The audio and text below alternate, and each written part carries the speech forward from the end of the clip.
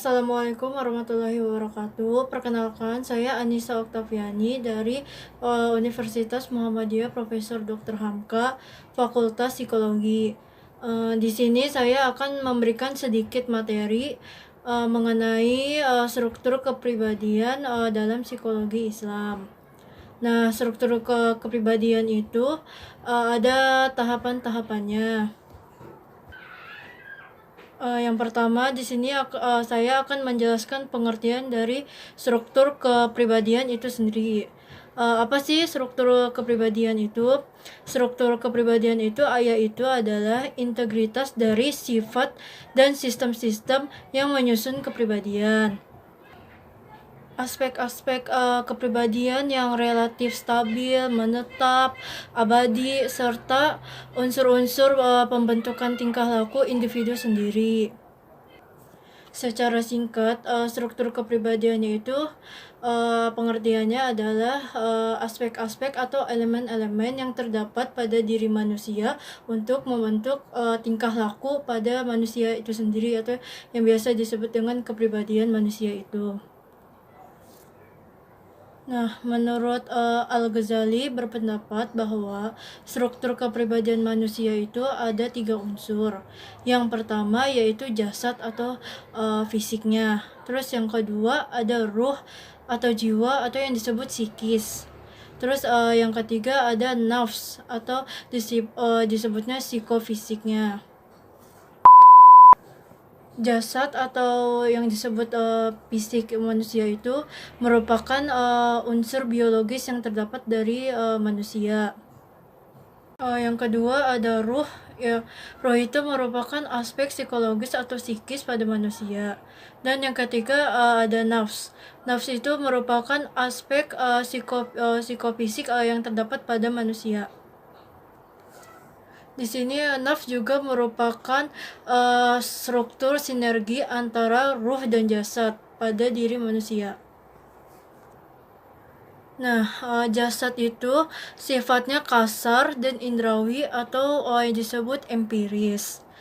Nah, asalnya yang terbuat dari tanah bumi, dan kecenderungannya ingin mengejar kenikmatan duniawi atau material, itu yang disebut dengan jasad.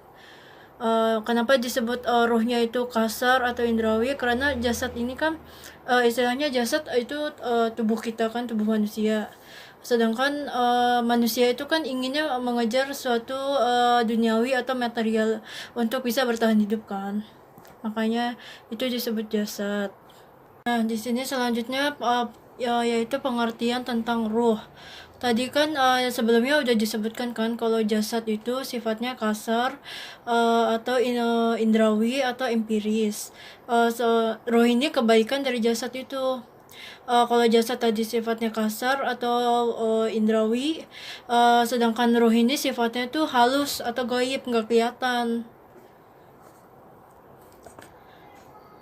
Nah, ruh ini tuh kecenderungannya bersifat mengejar kenikmatan, bukan materi atau non materi. Kalau tadi jasad itu kecenderungannya mengejar duniawi dan material, kalau ruh ini kecenderungannya untuk mengejar suatu kenikmatan tapi bukan materi. Maksudnya kenikmatan kita dalam ibadah kepada Allah, itu disebut dengan ruh, itu gaib, tapi bukan untuk mencari materi atau kesenangan duniawi. Terus berdasarkan pengertian struktur kepribadian dalam psikologi Islam menurut pendapat Al-Ghazali, di sini terdapat aspek-aspek diri manusia itu dibagi menjadi 3 bagian. Apa sih 3 bagian aspek pada diri manusia? Yang pertama di sini ada aspek fisik yang disebut dengan struktur jasmania atau jasad dia. Terus yang kedua ada aspek psikis. Aspek psikis ini disebut dengan struktur rohaniah. Terus yang ketiga ada aspek psikofisik. Psikofisik ini disebut dengan struktur nafsaniyah. Dari 3 aspek itu saya akan menjelaskan satu persatu dari aspeknya. Nah, sekarang kita akan membahas 3 bagian dari diri manusia yang tadi sudah dijelaskan. Yang pertama ada aspek fisik yang disebut dengan struktur jismiyah atau jasad dia. Struktur jismiyah atau jasad dia ini merupakan aspek dari manusia yang terdiri dari struktur organisme fisik. Organisme fisik manusia lebih sempurna dibandingkan dengan organisme fisik makhluk lain. Nah, makanya kan Allah mengatakan fisik manusia itu lebih sempurna dari makhluk lain. Kenapa? Karena Allah menciptakan manusia itu kan memiliki akal. Manusia itu bisa membedakan yang buruk dan yang benar. Allah tuh kan menciptakan semua makhluk kan, Allah tuh nggak menciptakan manusia aja, tapi Allah menciptakan tumbuhan, hewan, dan makhluk hidup lainnya yang ada di muka bumi ini. Tapi kenapa manusia disebut sebagai makhluk yang paling sempurna? Perbedaannya yaitu tadi Allah menciptakan manusia memiliki akal dan pikiran. Kalau hewan kan memang benar punya 2 kuping, punya 2 mata, bisa jalan juga kan. Tapi Allah tidak menciptakan akal kepada hewan itu. Jadi hewan itu kan bersifat liar kan. Sementara manusia itu diberi Allah akal pikiran untuk bisa menentukan mana yang baik dan mana yang buruk, atau mana yang dilarang atau mana yang diperbolehkan oleh Allah. Makanya disebut manusia itu adalah manusia yang memiliki organisme fisik paling sempurna dibandingkan makhluk hidup lainnya, atau dibandingkan fisik makhluk hidup yang ada di muka bumi ini.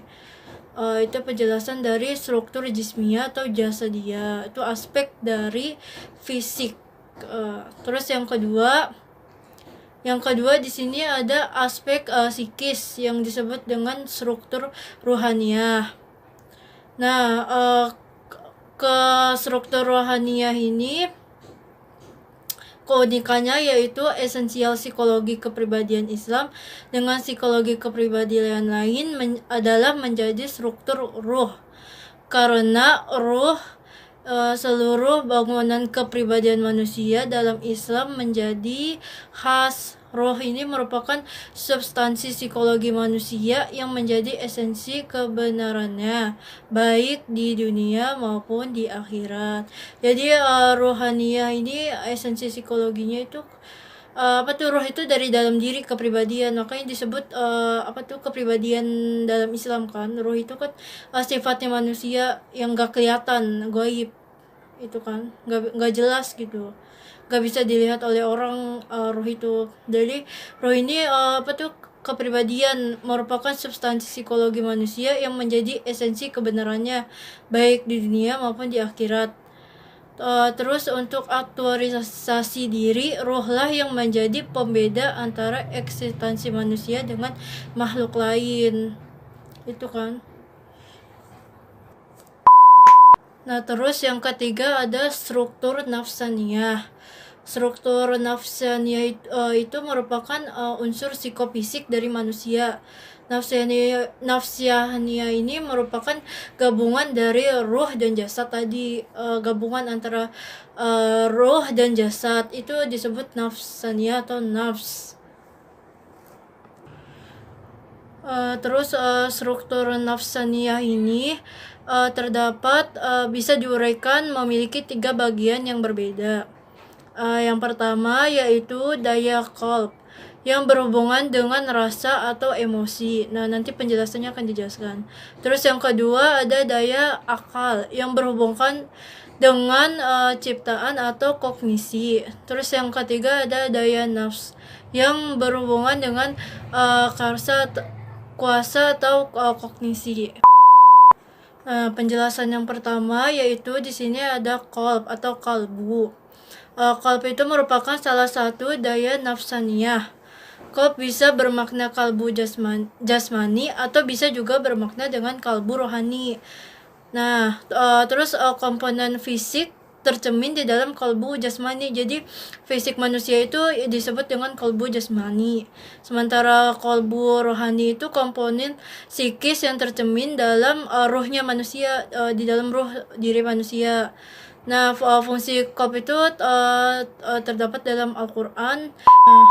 Selanjutnya unsur yang kedua yaitu ada akal.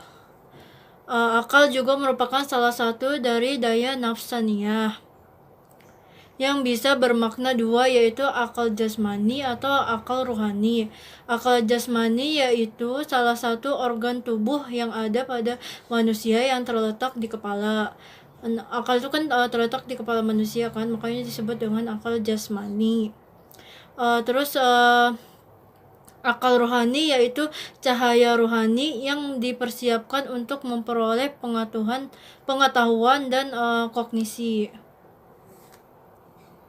Terus unsur yang ketiga dari bagian diri manusia yaitu adalah nafs atau nafsu. Yang dimaksud dengan nafs pada bagian dari daya nafsania ini, di sini nafs ini berarti hawa nafsu yang memiliki dua kekuatan, yaitu kekuatan al-ghadah dan kekuatan al-syahwaniyah. Al-ghadah itu suatu daya yang berpotensi untuk menghindari diri dari segala yang membahayakan. Jadi al-ghadah ini kita tahu yang membahayakan untuk diri kita itu apa kan. Jadi kita bisa mengendalikan hawa nafsu kita untuk menghindari sesuatu yang membahayakan untuk diri kita sendiri. Itu al-ghadah. Oke, sekian penjelasan mengenai materi dari saya yang berjudul struktur kepribadian dalam psikologi Islam. Semoga ilmunya bermanfaat untuk kalian yang udah nonton. Kurang lebihnya mohon maaf. Wassalamualaikum warahmatullahi wabarakatuh.